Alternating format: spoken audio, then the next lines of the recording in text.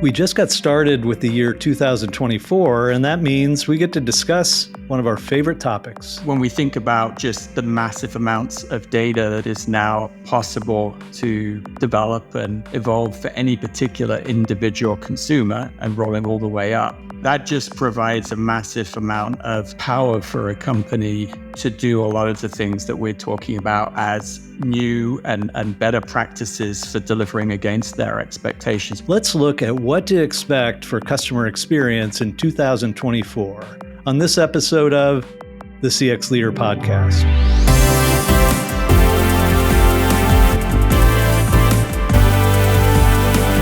The CX Leader Podcast is produced by Walker, an experience management firm that helps our clients accelerate their XM success. You can find out more at walkerinfo.com. Hello, everyone. I'm Pat Gibbons. I'm the host of this episode of the CX Leader Podcast, and thank you, as always, for listening. Before we get started today, I just want to reminisce for a moment about how the CX Leader Podcast got started way back in 2018. So, it's not unusual that we chose to produce a podcast as a method to broadcast on this topic. It's a common way to talk about virtually any topic. What was crazy for us at the time is we decided to make it a weekly podcast. Well, here we are 5 years later, and this is kind of a milestone for us. It's our 300th episode. So it's great to have you here. 300 episodes. We've collected over 150 hours of content. And we have more than 350,000 downloads, we estimate. We've discussed a wide range of CX topics, trends, events, and cases. And most of all, we have met some amazing customer experience professionals along the way. So when I say thank you for listening, I really mean it. But today, we're starting the new year as we normally do, taking a look at CX trends, discussing what to expect at CX over the next 12 months. So to help me look into the future, I have a few of those amazing CX pros with me that are no strangers to the podcast. They are actually colleagues of mine. Clayton and Sonya McAllister are both senior vice presidents here at Walker, and Tanner Smith is one of our talented analysts here at Walker. Sonya, Sean, Tanner, welcome back to the CX Leader Podcast. Thanks, Pat. Happy to be here again. Yes, the same. Always a treat. Thanks, Pat. Glad to be back. Well, I'm looking forward to digging into this topic, but as always, we always like to give a little bit of context on the people that are part of the discussion. So if each of you could just give a quick background, just on a little bit of your experience in CX, but more importantly, just kind of your role and how you interact with other CX leaders, because I think that gives us really good context. So Sean, why don't you get us started?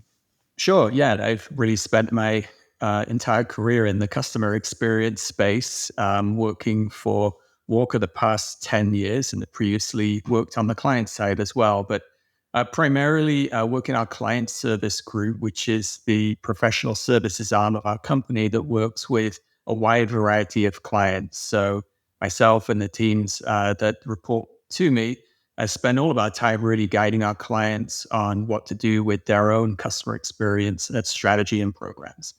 Great. Thank you. Sonya? Yes, like Sean, this has been my full career experience as well. I've been working in CX for 25-ish years, most of which have been at Walker. And today, I lead our sales team, and so I am consistently engaged in conversations with clients and prospects who are really thinking about how to take CX to the next level. All right, Tanner. So now you have two people that have 25 years experience. Tell us about yours. Absolutely. So I come from more of a psychology research background. I would say I'm a little greener to the industry than maybe some of my other colleagues, but most of my focus is on data, everything to do with their CX and operational financial data, really working with clients and supporting other Walker colleagues in helping clients figure out how to best utilize that CX and operational data. Yeah, excellent. No, I think obviously I was a little teasing you. It's hard to stack up to that kind of experience, but you have an excellent perspective on, I think, where things are headed. So we're really glad to have all three of you here today. So let's start by maybe just taking a quick look back on trends or themes that we've seen emerging in the last year or two in the CX industry. Specifically, how do we see customer expectations changing and evolving? Sonya, you want to take that one first? Sure. I think a couple of themes that we have identified over the years continue to be important. We talked about personalization back in 2015, and today the term is more of hyper personalization, right? And really making an individual customer feel like the experience they're having is targeted to them and customized for their needs and expectations. And I think that's still a very important theme. And I know a lot of companies are taking steps to make that happen. I'll just give a quick example. A hotel chain we work with has, over time, been very focused on a post-stay feedback mechanism and have realized that if they could capture feedback throughout the customer stay, they would be much more able to respond to any issues or challenges. Just moving from only thinking about it as a post-stay feedback mechanism to something real time where they could literally within a few hours address a concern of a guest is, I think, the kind of thing that is an emerging theme. I think it's a great example. Sean, you want to build on that? What do you see when you're talking to your clients? Yeah. First, just build on what Sonya said. Personalization continues to be an important theme. In fact, was looking back our podcast, our first ever episode. The title of that podcast is The Importance of Personalization back in 2018, and it really, I think, is a tenet of CX that's stood the test of time.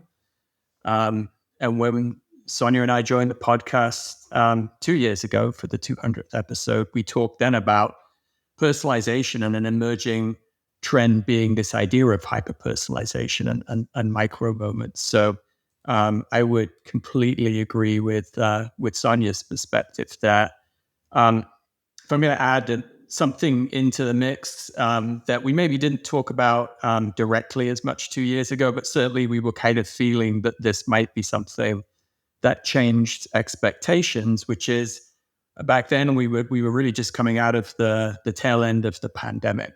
And in a way, that 2 to 3 year span around the world changed customer expectations and really forced companies to rethink how they interact with customers. Some of it was from a health standpoint, safety standpoint. Some of it was from we don't have stores open anymore. What are we going to do? And when you think about some of the changes in the experience that we all had as consumers as well, since then, there were things we probably wouldn't have predicted would happen before the pandemic. And, necessity from other inventions, innovations happen. So now we kind of expect to see the ability to pay without, actually ever passing a credit card directly to a cashier. We expect to be able to order something online and pick it up in the store. We expect everyone to have home delivery, whether it's a product or a service. And so I think these are changes that are here to stay and actually will segue into a theme I'm sure we'll talk about later on in this episode, which is omnichannel. Yeah.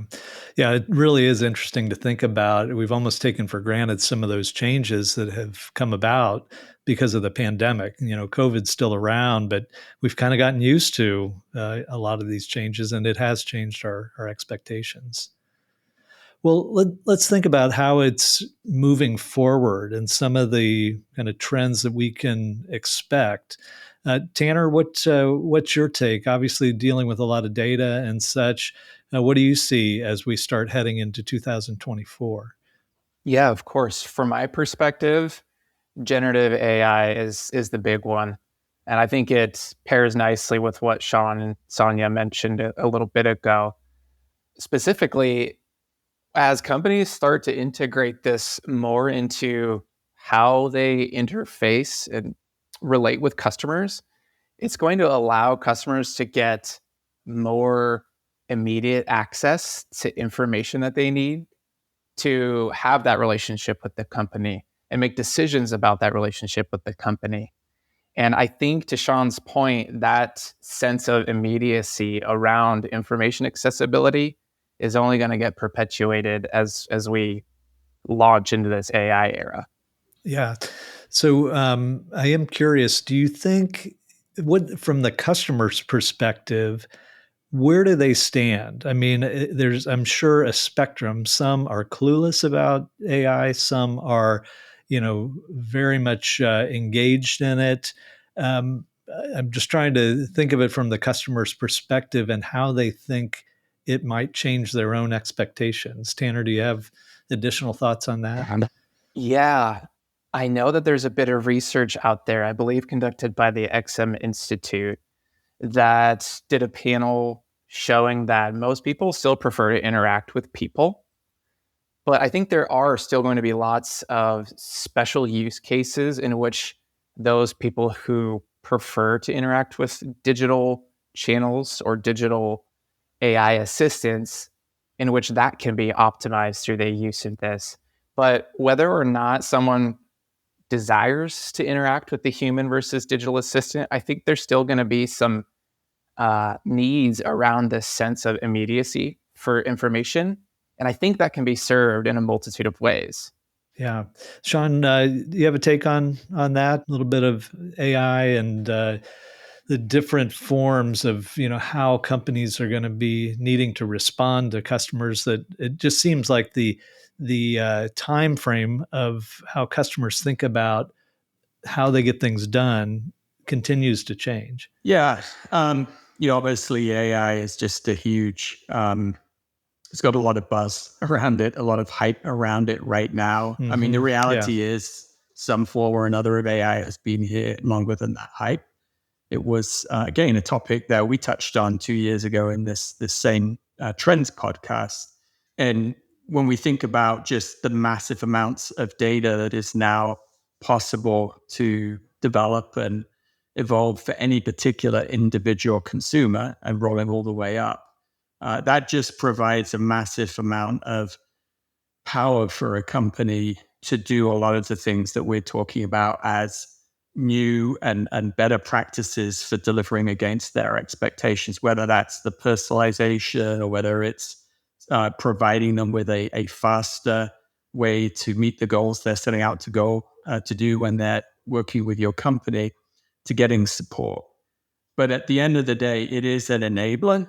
And I think for those of us that have been in this industry a while, we've seen other waves of technology that have all been good for customer experience. The last big one that comes to mind would be the internet. So I think this is going to be another wave that will accelerate the ability for companies to deliver the right type of experience to their customers and to do it in a faster, more seamless, more personalized way.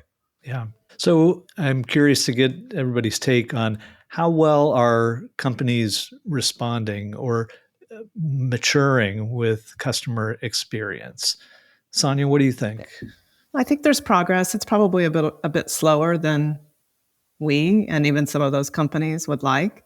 I think the one area that has really made progress in the past year or two is more use of feedback on the digital experience.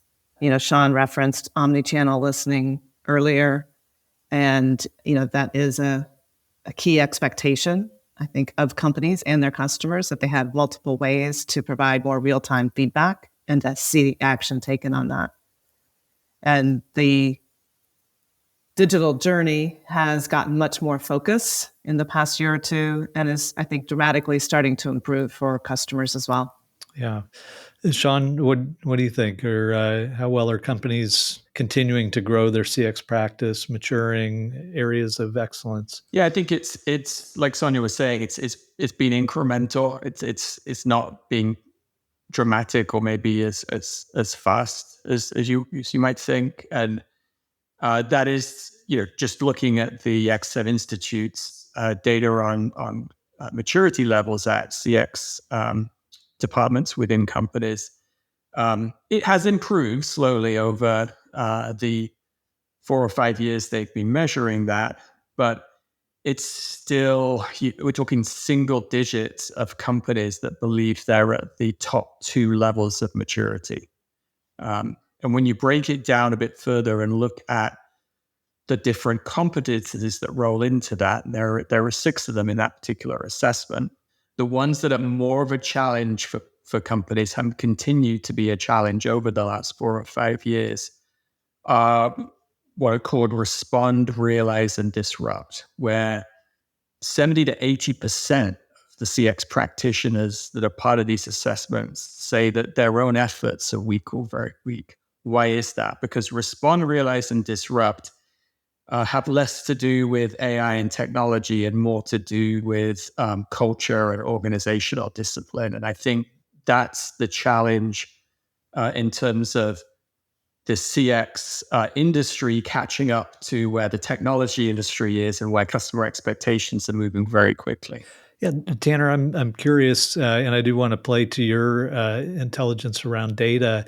How has the use of data improved within companies? And do you see some companies that are really doing a great job of it, and maybe where are they falling short? Yeah, I think just given our role within the industry, Pat, we get a unique perspective on the level of maturity across different size organizations. And I know we work with a lot of small to mid-size companies who might just be standing up a CX program for the very first time. And it's great to see the enthusiasm from them behind this. But I think where sometimes the maturity can slow down a bit is around tying that CX data back to those business metrics and financials that are the core part of the business.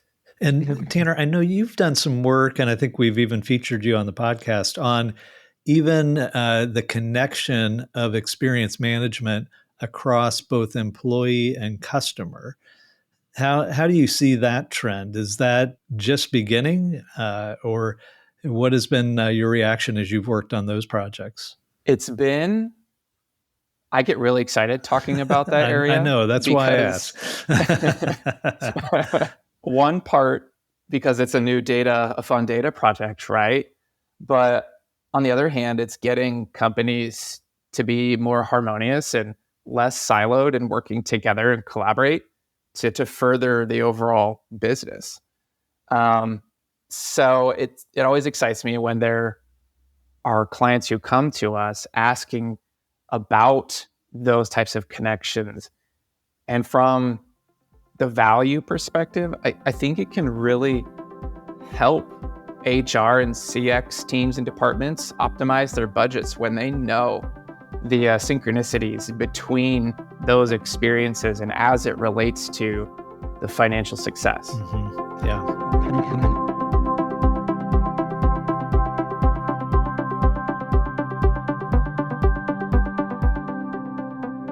So I'd like to get a couple of examples. I think that always makes it more and more practical when we talk about a big topic like trends. And all of you work with clients. Obviously, we don't need to mention the name of a client or something, but I'd love an example or two of clients that are doing something interesting that fits with some of these trends. Sean, can you think of one offhand? So one example that comes to mind, and this is actually something that's a personal story for me, but it does tie to one of our clients as well, tangentially, which is the importance for what Sonya mentioned earlier in terms of hyper-personalization, like really being individualized in terms of how you're interacting with the customer during their journey. So I almost nominated this for our CX Horror Stories podcast, but we had such a good array of stories for that I didn't. So I recently went through a home insurance renewal with a company that many will know and have seen advertised frequently. that I've worked with and I've had my policy with for years. And out of the blue, in the mailbox is a very impressive and large packet.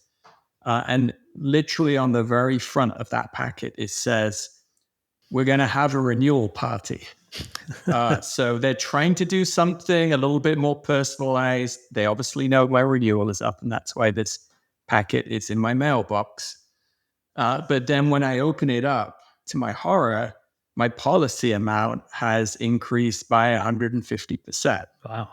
But they weren't able to take that piece of data that they obviously knew was going to be impacting my experience and marry it with the one-to-many marketing envelope that was promoting the renewal party. So that obviously did not leave a good taste in my mouth. And we actually work with another insurance company, not this one, that really considers themselves more of a technology company. And what they are doing and the experience I've since had with them is just dramatically different. I could give a whole podcast just on that. But essentially, they are using data about their prospects and customers to really deliver a highly personalized experience that, from my perspective, was just night and day better than the more traditional experience of the previous company. So that's my probably overlong story about why personalization and hyper-personalization is something companies need to consider in 2024. Yeah, it's a good example. Sonya, how about you? Do you have one that you can add? Well, actually, I noted this in the Qualtrics 2024 Trends report that they released. Qualtrics is our technology partner. And I thought it was an interesting twist on the EX plus CX information analysis that Tanner was talking about. So the quote in their trends report is from KFC. So a quick serve restaurant that is trying to keep up with the times. And one of their senior leaders indicated that they have done a lot to improve their customers' digital interactions with the brand. And it has dramatically affected their customer experience. However, it has made their restaurant team experience more challenging. Interesting. And so at the same time as they were trying to improve the customer experience, they created a bit of a challenge internally that they're now having to address as well. So just one way that those two things can and should be viewed together, and how the impact on frontline employees should be considered in those customer experience changes. Yeah. No, I think it's a great example. I'll actually share one of my own. I don't think it's that uncommon, but it's an interesting one of how those things fit together. So air travel is always one that we can criticize. This is actually a positive story where I was flying, and it was on Delta, and I missed my connection. It was really no fault of the company. There was a slight delay leaving, but I knew I had a very short layover, so I was taking a risk on my own. I went racing for the gate, and just didn't make it. And so, fortunately, there was another flight that went out a few hours later, and I took that flight, and it was all fine. But when I got on the flight, about halfway through, a flight attendant came to me and just said, "Mr. Gibbons?" And I said, "Yes." And they said, "I understand you had a problem with the flight." And I had to think for a second. I'm like, "Well, yeah, I missed my connection." And they said, "Well, that's too bad. We hate it when that happens. Is it okay if we give you, some extra frequent flyer points?" And I said, "Of course, sure." And right there, they punched a few buttons, and I immediately got an email. Again, that is not that crazy uncommon, but it is an interesting way that it was in real time. They knew what had happened. They knew I was a frequent flyer member. And to your point, Sonya, those employees, it was pretty clear they didn't have to go through a big approval process. And they were enabled to be able to make that happen. So I think those are good examples of some of those trends that we're talking about. So let's go around one more time and ask, what are some of the things that companies need to consider in 2024? Sean, you want to get us started? Yeah, I mentioned earlier on how omnichannel it is here to stay and has become more prevalent in our lives as customers now, especially post-pandemic. I think it's going to continue to be an important requirement for customers that as they're interacting with brands and with companies, that those interactions are as seamless and synchronized as possible across all the channels and touch points they have. Something that's been coined as omni-channel harmony as the ultimate goal there. And I think we've all seen probably in our interactions with companies that some are really good at doing that and some are not very good at all. And that has a lot to do with systems and technology gaps in terms of investing in the right technologies and software to make those connections and to make those interactions seamless. A little bit of a spin on that. It's still omni-channel, but in a different way. So omni-channel is often really focusing on omni-channel for buying and for support. But I think what another phrase that has been coined in our industry, which is very, very good at coining new phrases, is phygital. So it's the combination of physical and digital experiences. And Sonya talked earlier on about how obviously digital experience has been a recent trend, but there's always that need to kind of balance what's the right blend of real world and digital, or human and AI. And so it's finding that balance. We work with a number of companies that have gone both directions in terms of being maybe more of a brick and mortar business that has needed to make sure that their digital experience blends in really well with that. So maybe it's that ability to buy online, pick up in store, or virtually try on clothes before going into the store, things like that. But interestingly, we've also seen the opposite, where we've been working with a very well-known streaming service that is now creating physical interactions and experiences based around their shows to create that kind of tangibility and personal interaction that you don't necessarily get just from the digital streaming side of it. Yeah. Oh, good stuff. And it wouldn't be a trends broadcast if we didn't have some new terms come up. So thank you for that. All right, Tanner, what's your thoughts? Yeah, so being more immersed in some of the generative AI applications to the business, things just change day to day. I can barely keep up, even when I pay attention to it. What wasn't available last month might be available now. What seemed promising in performance and ethically sound might completely change from new published research or court proceedings here in the near future. So if AI does become a strategic consideration, and given its spotlight, I'm sure people are at least looking at it, it'll become increasingly important to have a resource dedicated to that ongoing education to be able to keep a pulse on how the industry is developing.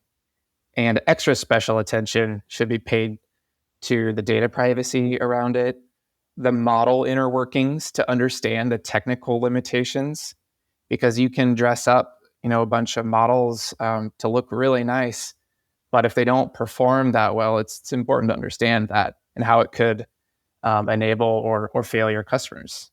And lastly, to keep a pulse on those large societal updates around legal proceedings or the research. Yeah, good stuff.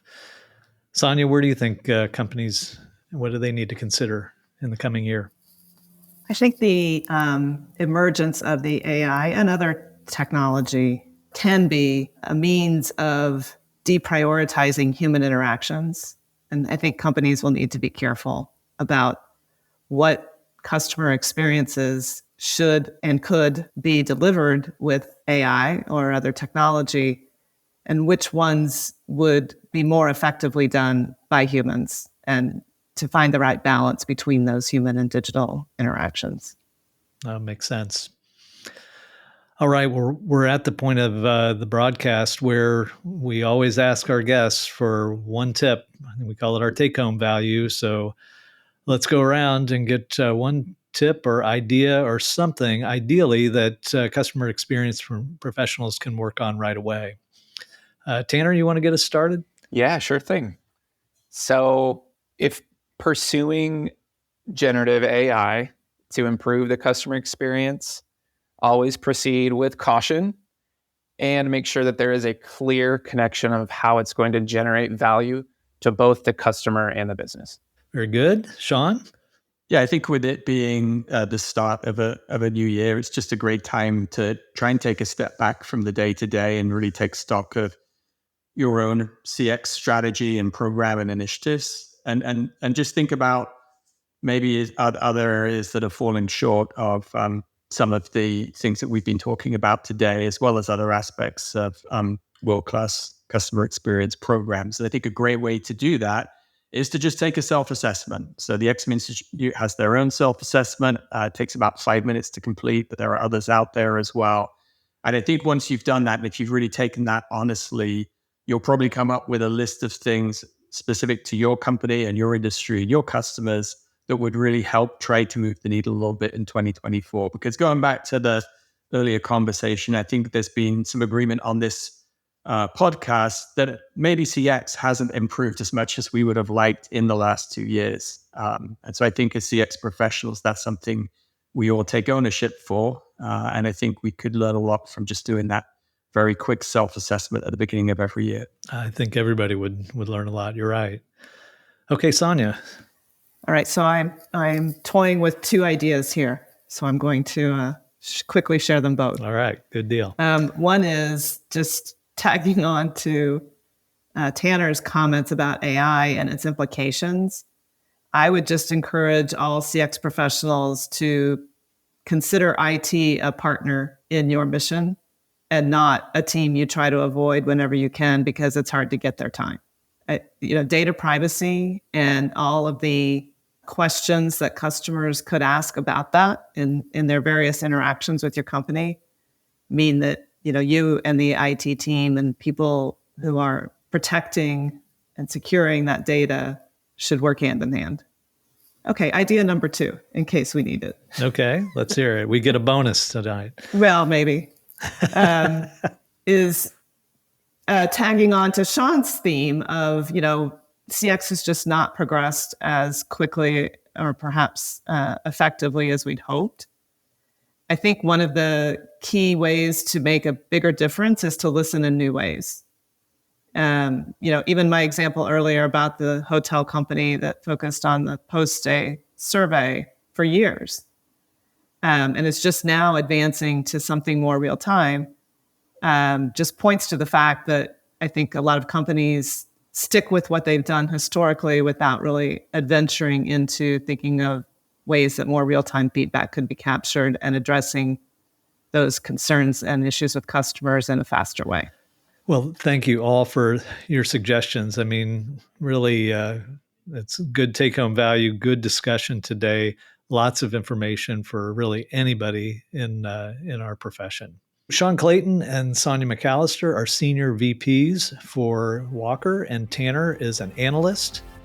All 3 of you, Sean, Sonya, Tanner, thanks for being on the CX Leader podcast today. Looking forward to episode 400. All right. And if you want to talk about anything you've heard on this podcast or how Walker can help you with your business customer experience, feel free to email us at podcast@walkerinfo.com. Remember to give the CX Leader podcast a rating through your podcast service and give us a review because your feedback will help us improve the show and deliver the best possible value to you, our listeners. Check out our website, cxleaderpodcast.com, to follow the show and find all our previous, now 300 episodes, our podcast series, a link to our blog, which we update regularly, and contact information so you can let us know how we're doing. The CX Leader podcast is a production of Walker. We're an experience management firm that helps companies accelerate their XM success, and you can read more about us at walkerinfo.com. Thank you for listening, and remember, it's a great time to be a CX leader. We'll see you next time.